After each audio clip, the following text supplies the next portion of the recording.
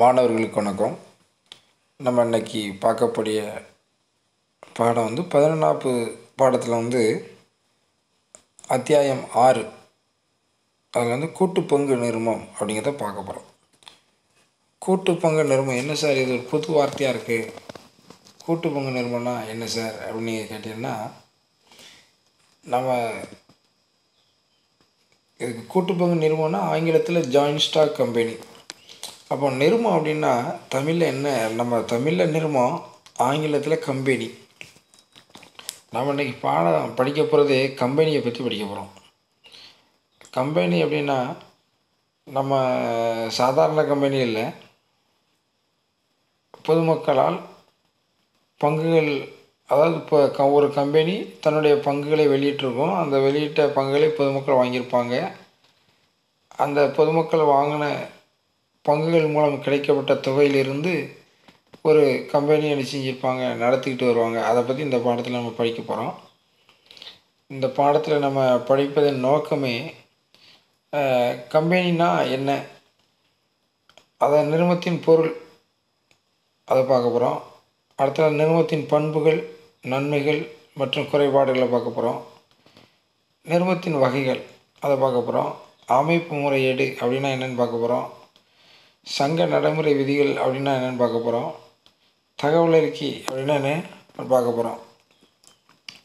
முதல்ல நாம் நிறுவனத்தின் பொருளை பார்க்க போகிறோம்.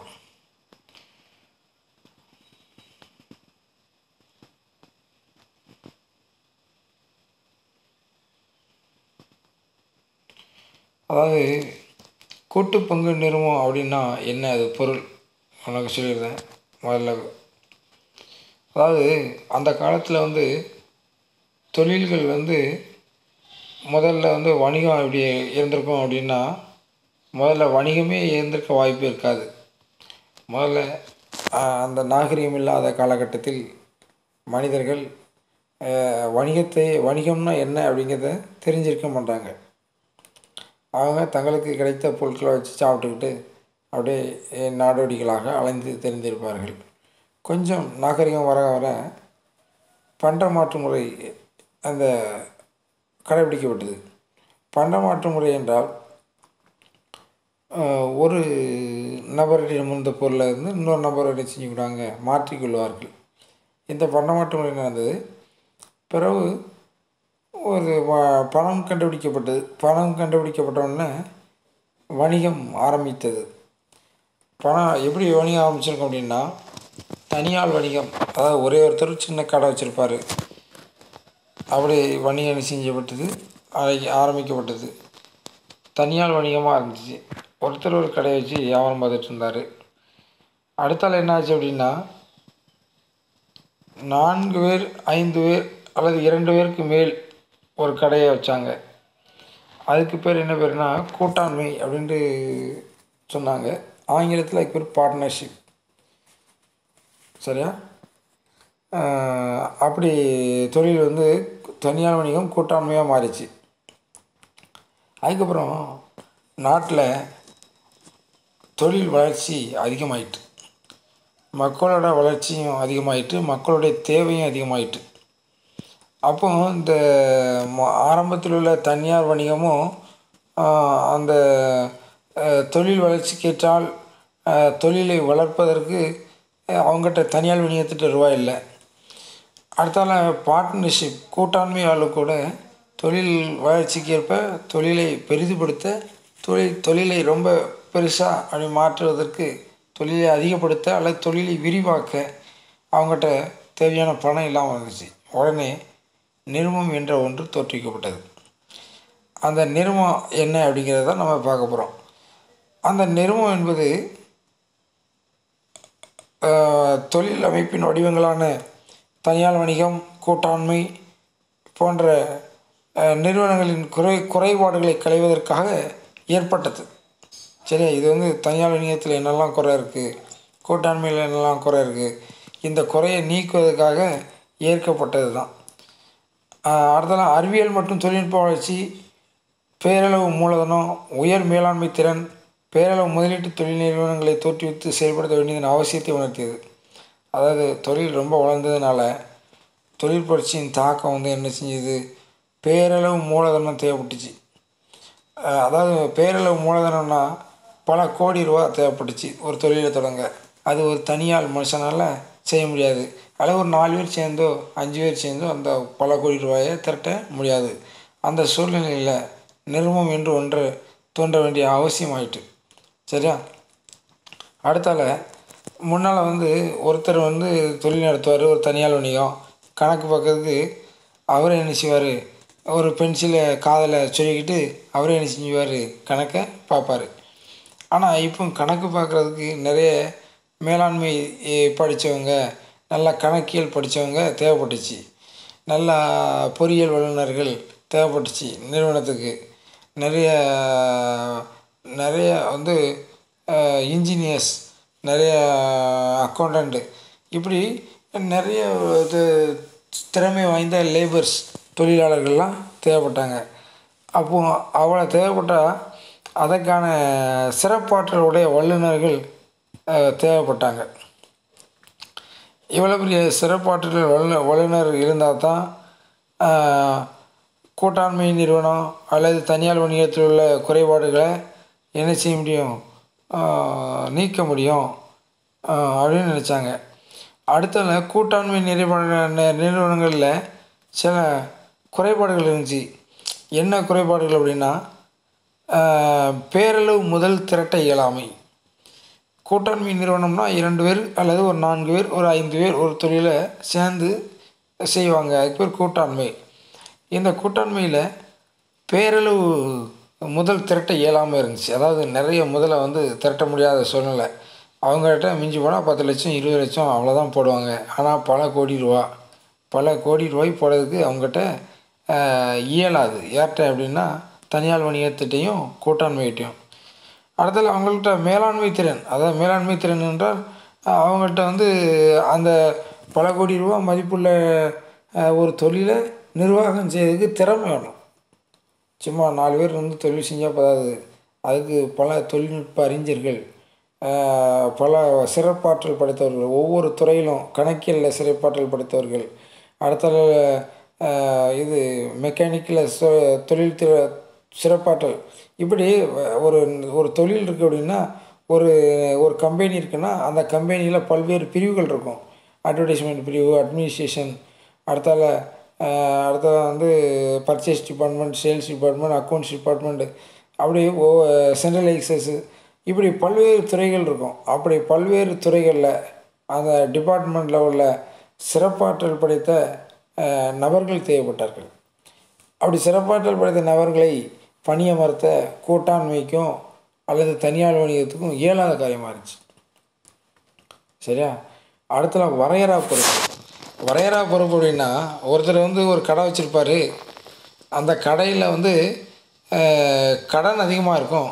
அந்த கடையை வந்து 5 லட்ச ரூபா மதிப்புள்ள சொத்து இருக்குது அந்த கடையில். ஒருத்தர் கடை வச்சுருக்காரு. ஆனால் அவருக்கு கடன் ஆகிப்போச்சு, 10 லட்ச ரூபா ஆகிட்டு.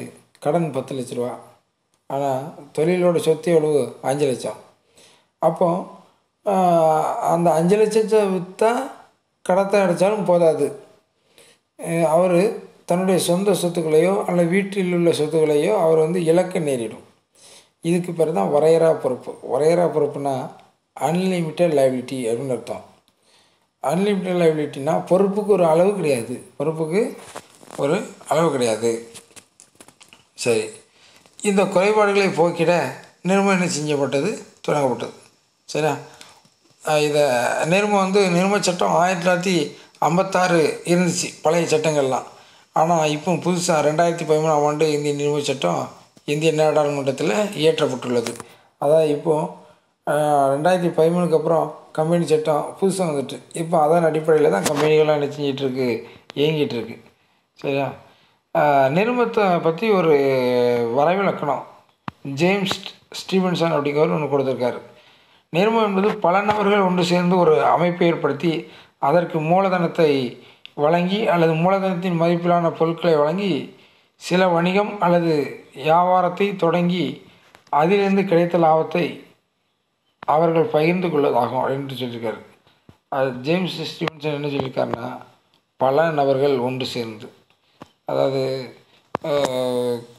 தனியால் வணிகம்னா ஒருத்தர் இருப்பார், கூட்டாண்மைன்னா 2 பேர் 3 பேர் அல்லது 4 பேர், அப்படி குறைந்த அமௌண்ட் இருப்பாங்க. பல நபர்கள்னால் நூற்றுக்கணக்கான நபர்கள் சேர்ந்து ஒரு தொழிலை உருவாக்கி தொழில் அமைப்பை ஏற்படுத்தி அதற்கான மூலதனத்தை அவர்களே போட்டு, சரியா, அதுக்கான பொருட்களை வழங்கி வணிகம் செய்து வியாபாரத்தை தொடங்கி அதில் கிடைக்கக்கூடிய லாபத்தை, எவ்வளோ லாபம் இருக்கோ அதில் உள்ளவாறு அவர்களே பிரித்து கொள்வாங்க, பகிர்ந்து கொள்வாங்க அப்படின்ட்டு யார் சொல்லியிருக்கா?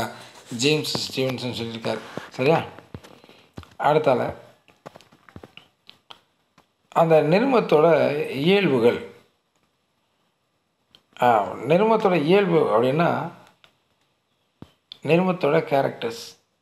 இயல்பு அப்படின்னா நம்ம சொல்லியிருப்பாங்க, ஒரு மனுஷனை பார்த்தோன்னா அவனுடைய இயல்பை சொல்லுவோம்.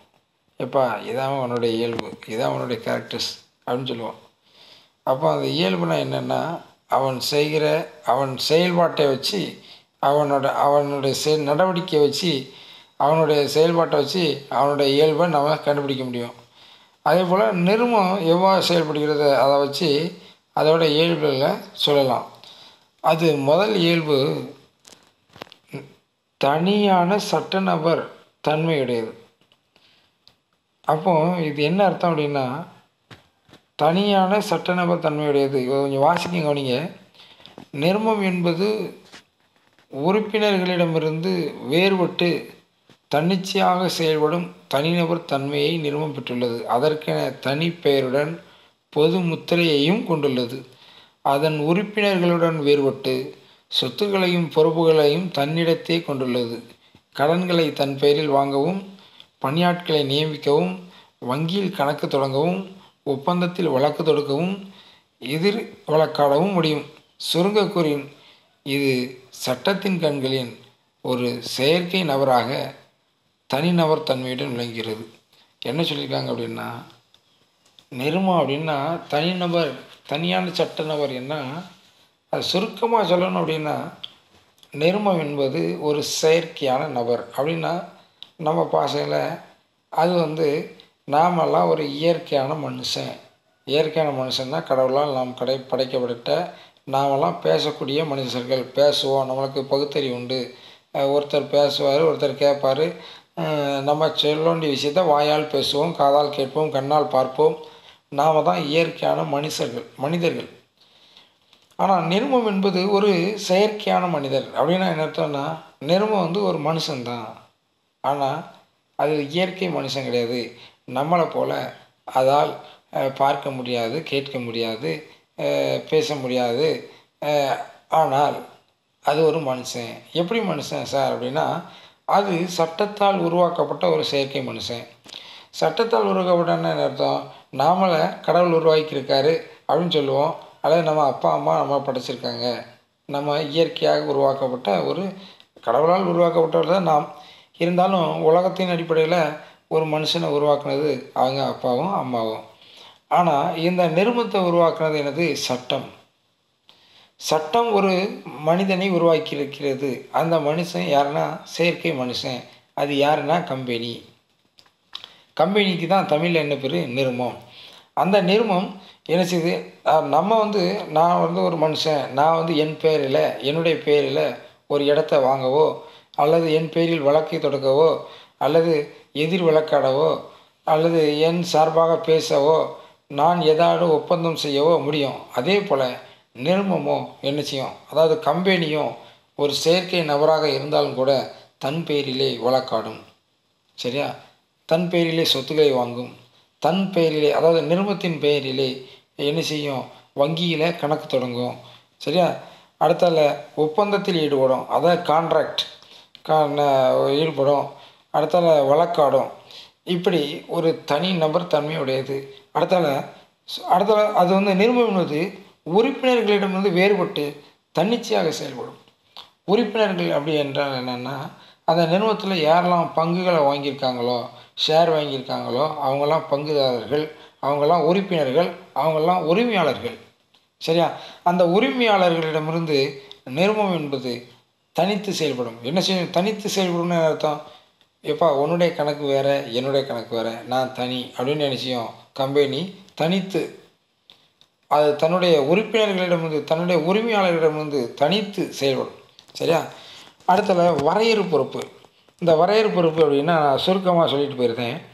வரையறு அப்படின்னா ஆங்கிலத்தில் வரையறு அப்படின்னா லிமிட்டெட் அப்படின்னு அர்த்தம். வரையறுனா ஆங்கிலத்தில் லிமிட்டெட். லிமிட்டட்னு என்ன அர்த்தம்? ஒரு எல்லை. Limited liability. ஒரு லைபிலிட்டிக்கு, அதாவது ஒரு பொறுப்புக்கு ஒரு எல்லை உண்டு, அதான் லிமிட்டட். பங்குதாரர்களின் பொறுப்பு வரையறுக்கப்பட்டது அப்படின்னு என்ன அர்த்தம்னா, ஒரு தனியார் வணிகம்னு வச்சுக்கோங்களேன். ஒரு கடை வச்சுருக்கார் ஒருத்தர். இதை நான் உங்கள்கிட்ட சொல்லியிருக்கேன். இப்போ அதுக்கு முந்தின கொஞ்ச நேரத்துக்கு முன்னாடி இதை பேசினேன். ஒரு தனியார் வணிகர் ஒருத்தர் 5 லட்ச ரூபா மதிப்பில் ஒரு சொத்தில் ஒரு கடை வச்சுருக்காரு. அவர் கடை வச்சுருக்கும்போது அவருக்கு கடன் ஆகிட்டுன்னா அவர் என்ன செய்வார்னா, 5 லட்ச ரூபா சொத்து வச்சுருக்காரு. ஒரு 7 லட்ச ரூபா 8 லட்ச ரூபாய்க்கு கடன் ஆகிட்டு கடத்தை அடைக்க முடியவில்லை. அதனால் அவர் அந்த கடையை விற்றுருந்தார். விற்ற 5 லட்சம் தான் போகுது. மிச்சம் மொத்தம் 8 லட்ச ரூபா கடனா, மிச்சம் 3 லட்ச ரூபா கடன் இருக்குது. அப்போ அந்த 5 லட்ச ரூபாய் சொத்தை விற்று கடத்தை அடைச்சிட்டு, அதாவது தொழிலின் சொத்துக்கள் அனைத்தையும் விற்று அடைச்சிட்டு திருப்பியும் கடன் இருக்குது. அதுக்கப்புறம் தன்னுடைய சொந்த சொத்துக்களை அவர் விற்க நேரிடும். சொந்த சொத்துக்கள் என்ன? அவர் வீட்டையோ அவர் வீட்டில் உள்ள சொத்துக்களையோ அவர் என்ன செய்யும்? விற்க நேரிடும்.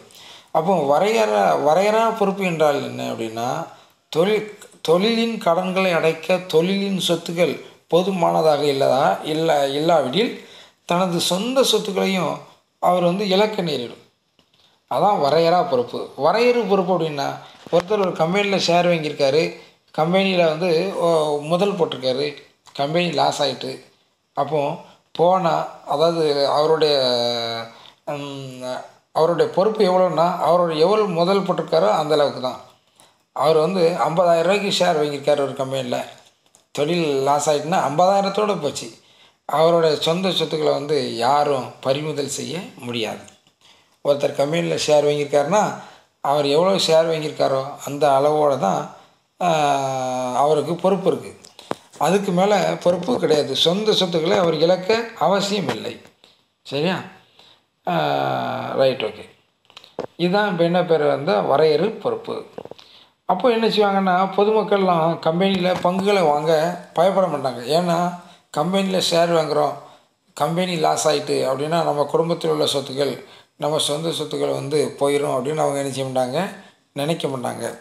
அடுத்த நீடித்த வாழ்வு. நீடித்த வாழ்வு அப்படின்னா என்ன அர்த்தம் அப்படின்னா, ஒருத்தர் கடை வச்சுருக்காரு. அவர் திடீர்னு உடல்நலம் பாதிக்கப்பட்டுட்டார்.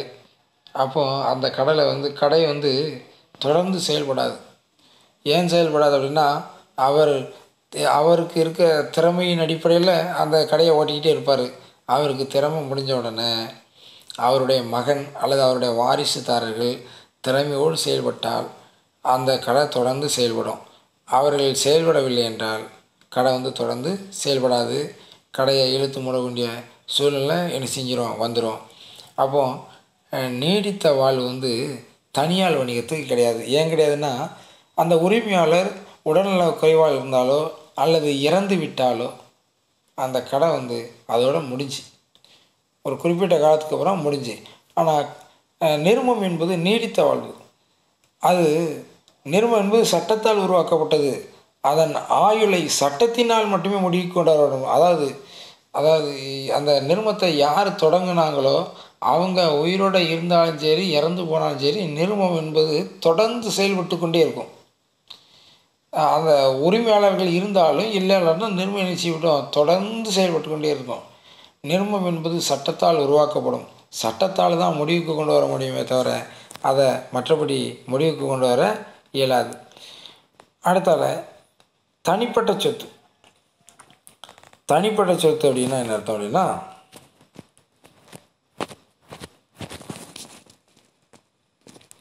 கவனிங்க, நிறுவனம் என்பது சட்டப்பூர்வ தனிநபர் தன்மை பெற்றுள்ளது. நிறுவனம் தனது பெயரில் சொத்துக்களை வாங்கலாம், விற்கலாம். உறுப்பினர்கள் நிறுவன சொத்துக்கள் மீது யாதொரு உரிமையும் கொண்டாட முடியாது. அதாவது இப்போ நான் ஒரு கம்பெனியில் ஷேர் வாங்கியிருக்கேன், கொக்கோ கோலா கம்பெனியில் ஷேர் வாங்கியிருக்கேன் அப்படின்னா என்ன அர்த்தம்னா, நான் ஷேர் வாங்கியிருக்கேன் அப்படின்னா நான் அந்த கம்பெனியோட பங்குதாரர் அப்படின்னு அர்த்தம். பங்குதாரர் அப்படின்னா நான் அந்த கம்பெனியோட உரிமையாளர் அப்படின்னு அர்த்தம்.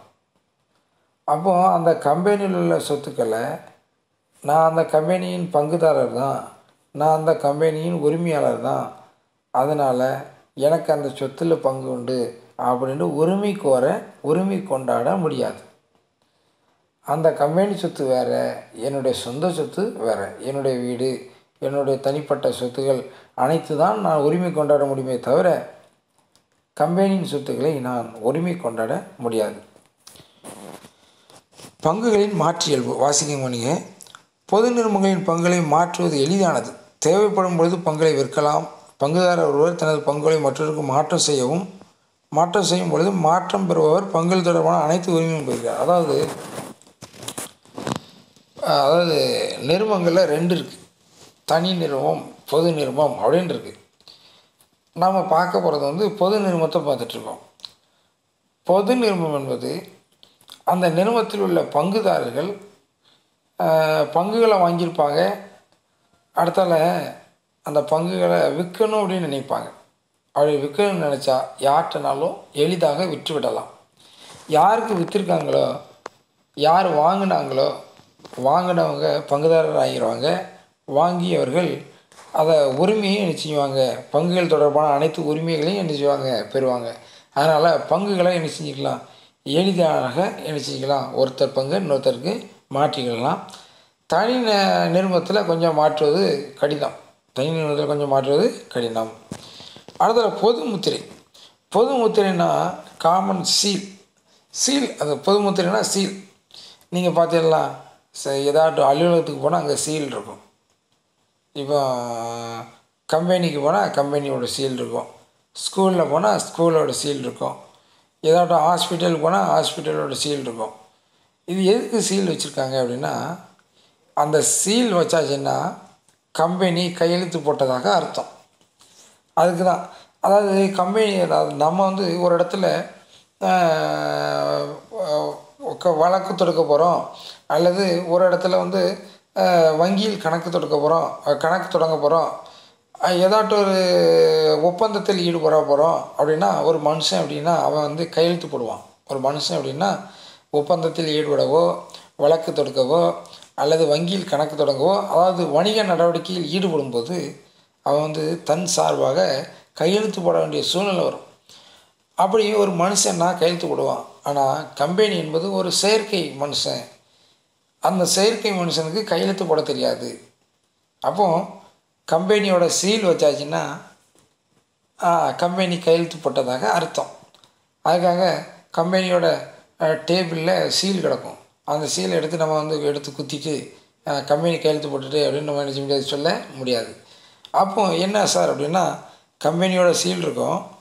அந்த சீல் பக்கத்தில் ஒருத்தர் அந்த நிறுவனத்தோட ஹெட்டு நினச்சிவார், கையெழுத்து போடுவார். அப்போது அவர் கையெழுத்து போட்டார்னா கம்பெனி கையெழுத்து போட்டதாக அர்த்தம். சரியா? Right, okay. இது ஒரு பொது முத்திரை, காமன் சீல். சரியா? அடுத்தால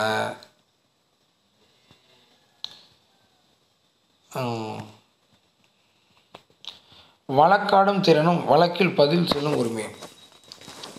ஒரு நிறுவனம் தன் உறுப்பினர்களிடம் வேறுபட்டு தனது பெயரில் வழக்கு தொடுக்கவும் எதிர் வழக்காடவும் நிறுவனத்திற்கு சட்டப்புறம், அதாவது அது வழக்கு தொடுக்கும் அப்படின்னா என்ன அர்த்தம்னா, ஒரு நிறுவனம் யார் மேலேயும் கேஸ் போடலாம். அடுத்தால எதிர் வழக்காடவும் செய்யலாம். அந்த நிறுவனம் ஒரு மனுஷன்தான், செயற்கை மனுஷன்தான். ஒரு மனுஷன் எப்படி கேஸ் போடுவானோ அடுத்தவங்க மேலே, அதே போல் கேஸ் போடவோ, வழக்கு தொடுக்கவோ, அதுக்கு வழக்கில் பதில் சொல்லவோ உரிமை உண்டு. அடுத்த தனிப்பட்ட மேலாண்மை அப்படின்னா, இயக்குனர் அவையே ஒரு கூட்டுப்பங்கு நிறுவனத்தை மேலாண்மை செய்கிறது. பங்குதாரர்கள் நிறுவனத்தை மேலாண்மை செய்ய முடியாது. பங்குதாரர்களால் தேர்ந்தெடுக்கப்பட்ட இயக்குநரவை நிறுவனத்தை மேலாண்மை செய்கிறது. அதாவது என்ன அர்த்தம்னா, ஒரு கம்பெனியில் ஒரு 100 பங்குதாரர் இருக்காங்க. எத்தனை பங்குதாரர்? 100. அந்த 100 பங்குதாரரும் கம்பெனியின் உரிமையாளர்கள் தான். ஆனால் அந்த 100 பேருமே கம்பெனி உரிமையாளர்களாக இருந்தாலும் கம்பெனியை மேலாண்மை செய்ய முடியாது. அதை நிர்வாகம் பார்க்க முடியாது, அதை ஆட்சி செய்ய முடியாது, அதை இயக்க முடியாது. அப்போ அந்த கம்பெனியை யார் சார் இயக்குவா அப்படின்னா, அந்த 100 பேரும் வாக்களித்து ஒரு உறுப்பினர்களை ஒரு ஒரு ஒரு ஒரு மேனேஜ்மெண்ட் அதாவது போர்ட் ஆஃப் டைரக்டர்ஸ் இயக்குனர் அவையை அவங்க என்ன செஞ்சுருப்பாங்க, உருவாக்கியிருப்பாங்க. அந்த இயக்குனர் அவை தான் என்ன செய்யும், அந்த கம்பெனியை நிர்வாகம் செய்யும். அடுத்தது ஒரு பங்கு ஒரு வாக்கு அப்படின்னு என்ன சொல்லினா, ஒரு ஷேருக்கு ஒரு ஓட்டு அப்படின்னு அர்த்தம். ஒரு ஷேருக்கு ஒரு ஓட்டு அப்படின்னா என்ன அர்த்தம்னா, இந்த கம்பெனியில் 100 பங்குதாரர்கள் இருக்கிறாங்க அப்படின்னா 100 பங்குதாரர்களும் அந்த இயக்குனரை தேர்ந்தெடுக்கிறதுக்கு ஓட்டு போடுவாங்க. எப்படி ஓட்டு போடுவாங்க அப்படின்னா, ஒருத்தருக்கு ஒரு ஓட்டு அப்படி அல்ல. ஒருத்தர் 10 பங்கு வச்சுருந்தா 10 ஓட்டு, சரியா? ஒருத்தர் இன்னும் 50 பங்கு வச்சுருந்தா அவர் 50 ஓட்டு போடலாம். அதனால் ஒரு பங்குக்கு ஒரு ஓட்டு, ஒரு பங்குக்கு ஒரு வாக்கு உண்டு, சரியா? அடுத்தல இதோட நன்மைகளில் ஒன்று பேரளவு மூலதனம். பேரளவு மூலதனம் அப்படின்னா என்ன அர்த்தம்னா, இதோட நன்மை மெரிட்ஸ். பேரளவு மூலதனம் அப்படின்னா தனியார் வணிகம் மற்றும் கூட்டாண்மையை காட்டிலும் நிறுவனத்திற்கு பேரளவு மூலதனம் திரட்டிக்கலாம். அதாவது ஒருத்தர் கொஞ்சமாக தொழில் தொடங்குவார், ரூபா போட்டு 4 பேர் 5 பேர் 10 பேர் 100 பேர் அப்படின்னா அவங்க கொஞ்சமாக தொடங்குவாங்க. ஆயிரக்கணக்கான பேர் லட்சக்கணக்கான பேர் தொழிலை தொடங்குவதனால், இந்த கம்பெனியில் லட்சக்கணக்கான பேர் பங்குதாரர்களாக இருப்பதனால் அல்லது ஆயிரக்கணக்கான பேர் பங்குதாரர்கள் இருப்பதால் இந்த பங்குதாரர்களின் எண்ணிக்கைக்கு அளவே கிடையாது. எத்தனை பேர்னாலும் ஒரு நிறுவனத்தின் பங்குதாரர்களாக இருக்கலாம். அப்படி இருக்கிறதுனால நிறுவனத்துக்கு மூலதனம் அதாவது முதல் பேரளவு கிடைக்கிறது. அடுத்தது வரையறுக்கப்பட்ட பொறுப்பு. வரையறுக்கப்பட்ட பொறுப்புன்னா, ஒருத்தர் ஒரு கம்பெனியில் ஷேர் வாங்கியிருக்காரு, அந்த கம்பெனி லாஸ் ஆகிட்டு கம்பெனியில் உள்ள ஷேர் எவ்வளோ போட்டாரோ அந்த அமௌண்ட்டு தான் போகுமே தவிர அவருடைய சொந்த சொத்துக்கள் நிச்சயாது போகாது. அதனால் துணிஞ்சு அவங்க நினச்சிவாங்க கம்பெனியில் ஷேரை வாங்குவாங்க. ஏன் அப்படின்னு கேட்டால், அந்த கம்பெனி லாஸ் ஆயாச்சு, கம்பெனி இழுத்து மூடியாச்சு, கம்பெனி நிறைய கடனை வாங்கிட்டு அப்போது தன்னுடைய சொந்த சொத்துக்களையோ தன்னுடைய சொந்த வீடுகளையோ தன்னுக்கு இருக்கதான தனியான சொத்துக்களையோ இழக்க நேரிட அவசியம் இல்லை. அதனால் இவங்க இந்த கம்பெனியில் பங்குதாரர்கள் என்ன செய்வாங்கன்னா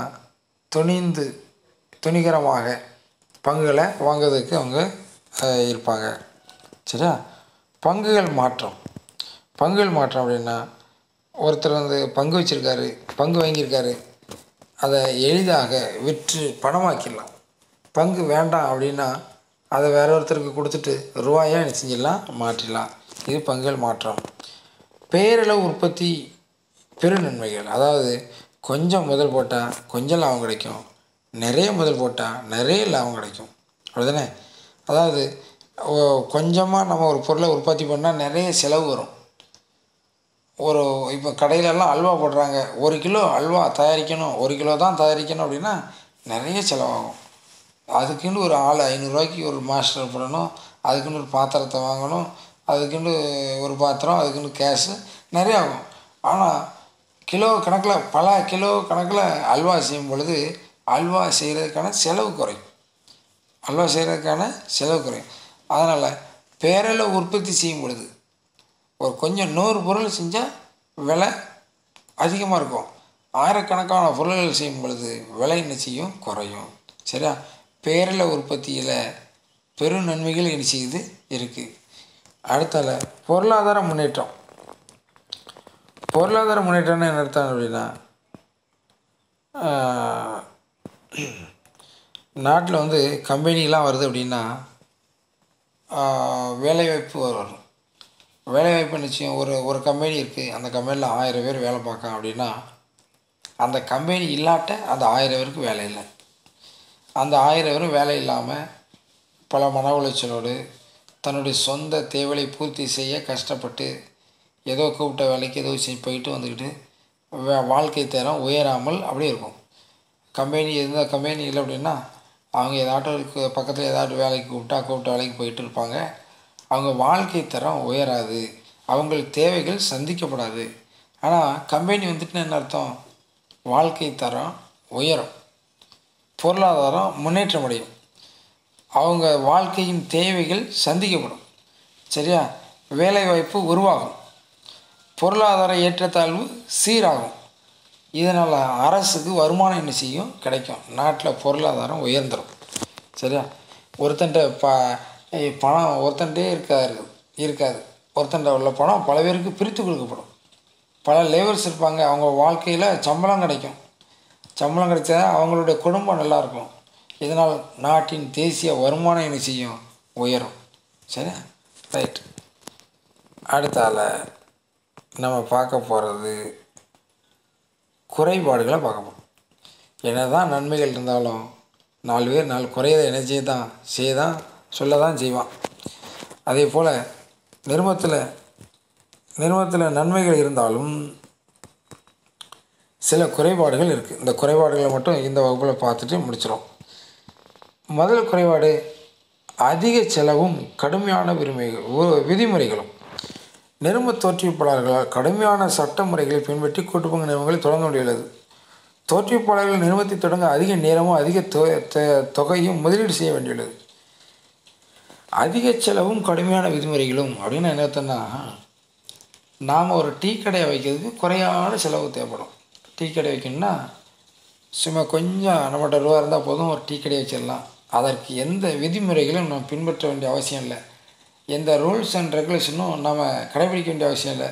நம்மகிட்ட ரூபா இருந்தால் நம்ம ஒரு மார்க்கெட்டு பக்கத்தில், ஒரு பஸ் ஸ்டாண்டு பக்கத்தில் ஒரு கடையை வாங்கிறதுக்கான ரூபா இருந்தால் நாம் என்ன செஞ்சிடலாம்? ஒரு கடையை வாங்கி அதில் ஒரு டீ கடையை வச்சிடலாம். இது தனியார் வணிகம். சரியா? Sole trader. ஆனால் இப்படி Pepsi company, Coca Cola company, Shankar cement, அடுத்த போஸ், இப்படி பெரிய பெரிய கம்பெனிகள்லாம் இருக்குது. அந்த பெரிய பெரிய கம்பெனிகளை உருவாக்கணுன்னா சும்மா உருவாக்கிட முடியாது. அதற்கு நிறைய கடுமையான விதிமுறைகள் இருக்குது. அந்த விதிமுறைகளை பின்பற்றி ஒவ்வொரு ஆவணங்களையாக அரசிடம் தாக்கல் செய்து அதற்கு பதில் பெற்று வழக்கறிஞர்களை தொடர்பு கொண்டு சட்ட வழிமுறைகளை கடைபிடித்து பல ரூல்ஸ் அண்ட் ரெகுலேஷனை கடைபிடித்து தான் தொழிலை தொடங்கணும். இதுக்கு அதிக செலவும் ஏற்படும், நிறைய விதிமுறைகளும் கடைபிடிக்க வேண்டிய சூழ்நிலை என்ன செய்யப்படும்? ஏற்படும். ஆனால் தனியார் வணிகத்திற்கு அப்படி இல்லை. நம்மகிட்ட ரூபாய் இருந்தால் ஒரு மெயினான இடத்துல ஒரு கடையை வாங்கி யாரோட அனுமதி இல்லாமல் நாம் என்ன செஞ்சிடலாம்? ஒரு டீ கடையை வச்சிடலாம், ஒரு பழக்கடையை வச்சிடலாம், அல்லது ஒரு அரிசி கடையை வச்சிடலாம். ஆனால் நிறுவனத்தை அவ்வாறு எளிதில் நினைச்ச முடியாது, அமைக்க முடியாது. அடுத்த ரெண்டாவது பாயிண்ட் என்னென்னா நேர்மையற்ற மேலாண்மை. நேர்மையற்ற மேலாண்மைன்னா பங்குதாரர்களால் இயக்குநர்கள் தேர்ந்தெடுக்கப்படுவார்கள். அந்த இயக்குநர்களால் தான் மேலாண்மை செய்யப்படும். பங்குதாரர்களால் மேலாண்மை செய்ய முடியாது. பங்குதாரர்கள் ஓட்டு போட்டு ஒரு ஆளை தேர்ந்தெடுப்பாங்க, ஒரு இயக்குனரை, டைரக்டர்ஸை தேர்ந்தெடுப்பாங்க. அந்த டைரக்டர்ஸுக்கு மனசாட்சி இல்லாமல் அவங்க அந்த ஊழல் செய்கிறவர்களாக அடுத்தால தங்களுடைய அதிகாரத்தை என்ன செய்யுது? தவறாக பயன்படுத்துறது. பதவிக்கு வந்தவுடனே ஓட்டு போட்டு வந்திருப்பாங்க, ஆனால் பதவிக்கு வந்தவுடனே அவர்கள் தங்களது அதிகாரத்தை தவறாக பயன்படுத்தி நேர்மையற்ற முறையில் நிர்வாகம் செஞ்சாங்கன்னா அவங்க சுயநலம் நல்லா பெருகும், பொதுநலம், பங்குதாரர்கள் நலம் என்ன செய்யும்? சிறுகும். அதாவது பங்குதாரர்கள் நலம் கெட்டுப்போகும். நிர்வாகம் செய்கிறவங்க தங்களுக்காக சாதகமாக சில திட்டங்களை செய்து ஊழல் செய்து நிறுவனத்தில் உள்ள சொத்துக்களை சுரண்டினால், நேர்மையற்ற முறையில் மேலாண்மை செய்தால், நேர்மையற்ற முறையில் நடந்து கொண்டால் அதனோட உறுப்பினர்கள், அதாவது அதனோட உரிமையாளர்கள், பங்குதாரர்கள் என்ன செய்யப்படுகிறார்கள்? பாதிக்கப்படுகிறார்கள். இது ஒரு குறைபாடு. ஒரு சிலர் கையில் நிர்வாகம். அப்படின்னா என்ன அர்த்தம்னா, அதாவது இந்த கூட்டு பங்கு நிறுவனத்தில் 10 பங்கு வச்சுருந்தா அவங்களுக்கு 10 ஓட்டு. அப்போ 100 பங்கு வச்சுருந்தா 100 ஓட்டு. அப்போ பண வசதி பங்கு படித்தவர்கள்ட்ட எத்தனை ஓட்டு இருக்கும்? பண வசதி படித்தவர்கள் தங்கள் கையில் அதிக எண்ணிக்கையான பங்குகளை வச்சுருப்பாங்க. அதிக எண்ணிக்கையான பங்குகளை வச்சுருக்கிறதுனால எலெக்ஷன் வச்சா ஓட்டு யார் போடுவா? யாருக்கு பதவி கிடைக்கும்? அதிக எண்ணிக்கையில் உள்ள பங்குகளை வச்சுருக்கவங்களுக்கு தான் என்ன செய்யும், நிர்வாகம் போய் சேர்ந்துடும். அவர் தன் பேரில் ஒரு 500 பங்கு, அவர் மனைவி பேரில் ஒரு 500 பங்கு, அவர் மகன் பேரில், மகா பேரில், அப்பா பேரில், அம்மா பேரில் அப்படின்னு பங்குகளை பண வசதி மிகப்பெரிய செல்வந்தர்கள், நாட்டில் உள்ள மிகப்பெரிய கோடீஸ்வரர்கள் என்ன செய்வாங்கன்னா, பங்குகளை அவன் பேரில், அவன் அப்பா பேரில், அக்கா பேரில், தங்கச்சி பேரில், அவங்க உறவினர்கள் பேரில் இப்படி பங்குகளை வாங்கும்போது அந்த ஒரு சிலர் கையில் நிர்வாகம் சிக்குண்டு, ஒரு குடும்பத்தின் கையில் நிர்வாகம் சிக்குண்டு இருக்கும். அப்போ ஒரு கம்பெனியில் 1,00,000 பங்கு இருக்குது. 1,00,000 பங்கில் 50,000 பங்குக்கு மேலே 50%, 50% மேலே 51% ஒரு ஒரு ஒரு குடும்பத்தின் கையில், ஒரு பண வசதி படைத்த நபர்கள் கையில் இருந்தால் அவங்க கட்டுப்பாட்டில் தான் நிர்வாக நிச்சயம் இருக்கும். அவங்க கட்டுப்பாட்டில் நிர்வாகம் சிக்குண்டு இருக்கும். மற்ற 49% பங்குதாரர்களும் உரிமையாளர்கள் தான். அவங்க அந்த நிறுவனத்தை கட்டுப்படுத்த இயலாது. சரி, அடுத்தது ஊக வணிகம். ஊக வணிகம்னா நிறுவனத்தின் பங்குகளை சிலர் தவறாக அதிக லாபம் சம்பாதிக்க வேண்டும் என்று பங்குகளை ஊக வணிகத்தில் ஈடுபடுகின்றனர். சிலவங்க அந்த பங்குகளை வாங்கி விற்பாங்க. வாங்கி விற்கும்போது பங்குகளை பற்றி தவறாக சொல்லி அந்த பங்குகளோட விலையை கூட்டி இல்லை குறைச்சி இப்படி விற்கக்கூடிய சூழ்நிலை நிச்சயப்படுது ஏற்படுது. இந்த ஊக வணிகர்கள் என்பவர் பங்குகளை வாங்கி விற்கக்கூடிய வேலைகளை செய்கிறாங்க. அவங்க அவங்க நிறுவனத்தின் பங்குகளை தவறாக லாபம் சம்பாதிக்க வேண்டும் என்று பங்குகளை ஊக வணிகத்தில் ஈடுபடுவாங்க. அதாவது ஊக வணிகம்னாலே அப்படி தான், பங்குகளை வாங்கி யார் பங்குகளை விற்கணும்னு நினைக்காங்களோ அவங்ககிட்ட வாங்கி, யார் வாங்கணும்னு நினைக்காங்களோ அவங்களுக்கு கொடுக்கு. அப்போது அந்த நேரத்தில் அவங்க தவறான செய்திகளை சொல்லி பங்குகளை விற்காங்க. அது ஒரு குறைபாடாக இருக்குது. விருப்பமின்மை அப்படின்னு நிறுவனத்தின் அலுவலர்கள் கடின உழைப்பை செய்ய விரும்புவதில்லை. அவர்கள் இடர் ஏற்கவும் விரும்பவில்லை. அவர்கள் நிறுவன வளர்ச்சியில் உண்மையான அக்கறையை காட்டுவதில்லை. என்ன அர்த்தம் அப்படின்னா, அதில் வேலை பார்க்கவங்க ஒரு தனியார் ஒரு கடை அப்படின்னா அந்த கடையில் யார் உரிமையாளர் இருப்பா? உரிமையாளர் அங்கே இருப்பார். ஒரு வேலைக்கு ஒரு ஆளை வச்சுருப்பார். அவனை கவனிச்சிட்டே இருப்பார். அவன் வேலை செய்கிறானா, என்ன செய்கிறான், என்ன வேலை செய்கிறான், ஒழுங்காக செய்கிறானா அப்படின்னா அந்த கடையில் உள்ள உரிமையாளர் அவனை கவனிச்சிட்டே இருப்பார். அவன் கட்டுப்பாட்டிலே இருப்பான். அந்த கடையில் உள்ள வேலைக்காரன், அந்த உதவியாளர், வேலை செய்கிறவன். அதனால் அவன் நல்ல வேலை செய்வான். நல்ல வேலை செய்யலாட்ட அவனை வேலையை விட்டு தூக்கி விட்டுருவார். ஆனால் இந்த நிறுவனத்தில் உரிமையாளர்கள் யார் அப்படின்னா எல்லாமே பங்குதாரர்கள் தான். ஆனால் அவங்க நிர்வாகத்தில் ஒவ்வொரு பங்குதாரரும் ஈடுபடுவது இல்லை. அது யார் ஈடுபடுவாங்கன்னா அங்கே டைரக்டர்ஸ் தான் ஈடுபடுவாங்க. அவங்க ஓட்டு போட்டு ஓட்டில் ஜெயிச்சு ஒரு இயக்குநர்கள், பங்குதாரர்களால் தேர்ந்தெடுக்கப்பட்ட இயக்குநர்கள், அவ்வளோதான். ஆனால் அவங்க கையில் தான் நிர்வாகம் இருக்கும். இருந்தாலும் அவங்க தன்னுடைய சொத்து மாதிரி என்ன செய்ய மாட்டாங்க, பார்க்க மாட்டாங்க. அவங்களுக்கு அந்த எண்ணம் இருக்காது. அதனால் அதில் வேலை செய்கிறவனும் என்ன செய்வாங்க அப்படின்னா, உரிமையாளர்கள் நேரடியாக கட்டுப்பாட்டில் இல்லாதனால அவங்க கொஞ்சம் வேலையில் கொஞ்சம் அக்கறை காட்டுவது இல்லை. சரியா? பணியாளர்களுடன் சுமூக உறவின்மை. கூட்டு பங்கு நிர்வாகத்தில் பங்குனர்களுக்கும் பணியாளர்களுக்கும் இடையே நேரடி தொடர்பு இல்லை. ஒட்டுமொத்த நிர்வாகம் இயக்குநர்களால் நடத்தப்படுகிறது. இச்சூழ்நிலையில் பணியாளர்களுக்கும் நிர்வாகத்திலேயே முரண்பாடு ஏற்பட வாய்ப்புள்ளது. என்ன அர்த்தம் அப்படின்னா, நான் ஒரு கொக்கோ கோலா கம்பெனியில் பங்கு வாங்கியிருக்கேன் அப்படின்னா என்ன அர்த்தம் அப்படின்னா, நான் அந்த கொக்கோ கோலா கம்பெனியின் பங்குதாரர். நான் அந்த கொக்கோ கோலா பங்குதாரர் அப்படின்னா என்ன அர்த்தம்னா, நான் அந்த கொக்கோ கோலா கம்பெனியின் உரிமையாளர். நான் கொக்கோ கோலா கம்பெனி உரிமையாளர் அப்படிங்கிற முறையில் போய் கொக்கோ கோலா கம்பெனியில் போய் அந்த பணியாளர்கள்ட்ட நான் தான் உங்கள் உரிமையாளர், என் சொல்ல கேட்கணுன்னா அவங்க நம்மளை கண்டுக்கிடவே மாட்டாங்க. நம்மளை என்ன செய்ய மாட்டாங்க, கண்டுக்கிடவே மாட்டாங்க.